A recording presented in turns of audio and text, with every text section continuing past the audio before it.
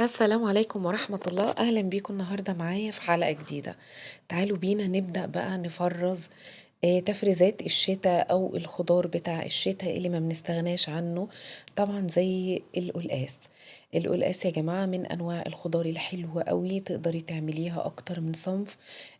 نزل دلوقتي في السوق، هو سعره غالي، بس طبعا أول ما بينزل في بداية نزوله في السوق بيبقى طبعا جميل جدا جدا.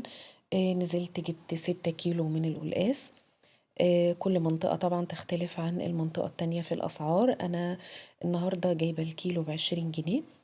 بدأت إن أنا أقشره، بعد ما قشرته جبت معايا مناديل ورقية، وبدأت إن أنا أمسح الطبقة اللي بره كويس جدا. أنا ما بغسلوش نهائي، بعتمد على تنظيفي بالمناديل. وبعد كده ببدأ زي ما انتوا شايفين أقطع كل الكمية معايا بقى 3 ليمونات. أنا طبعا جايبة ما شاء الله كمية كبيرة. مقسماهم طبعا على المصفى اللي قدام حضراتكم، مصفى تانية. هبدأ بقى أعصر عليهم كل كمية الليمون اللي قدامكم. الليمون هيعمل ايه؟ الليمون بيعمل لي زي مادة حافظة طبعا، وبيعمل زي طبقة عازلة كده من بره قطع القلقاس اللي انتي مقطعاه، علشان طبعا ما يتأكسدش ويغير لونه. ما بفضلش ان انتي تاخدي القلقاس وتغسليه تحت الحنفية، لانه طبعا هينزل المادة المخاطية اللي فيه، وهيبقى صعب جدا جدا عليكي ان انتي تبدأي تحتفظي بيه. بعد خلاص ما بدأت أعصر الليمون، وبدأت أمسك المصفى كده وأحركها لفوق علشان الليمون يتغلف بيه كل كمية القلقاس بتاعتي. هبدأ أحتفظ بيه في الأكياس، ودي الكمية اللي طلعت لي بسم الله ما شاء الله. لونه أبيض زي القشطة وزي الفل يا جماعة زي ما انتوا شايفين.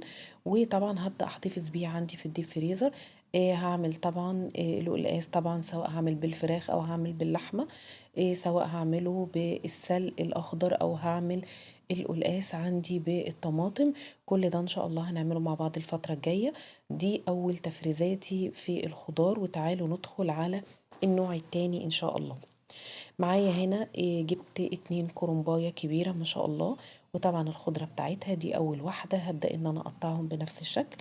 وهروح على المطبخ، ضفت عندي حلة كبيرة فيها مية، وضفت فيها طبعا ملح ونص معلقة من الكمون.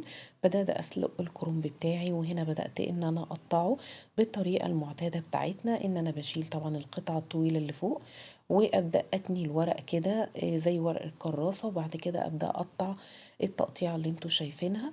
وطبعا حسب التقطيعة اللي انت عايزاها تقدري تقطعي الكرنب. وطبعا طريقة تفريزه سهل جدا جدا. انا يا جماعه ما بسلقش الكرنب سلقه كامله، انا بسلقه ربع سلقه، وببدا احتفظ بيه في الاكياس. واشوفكم على خير في حلقه جديده.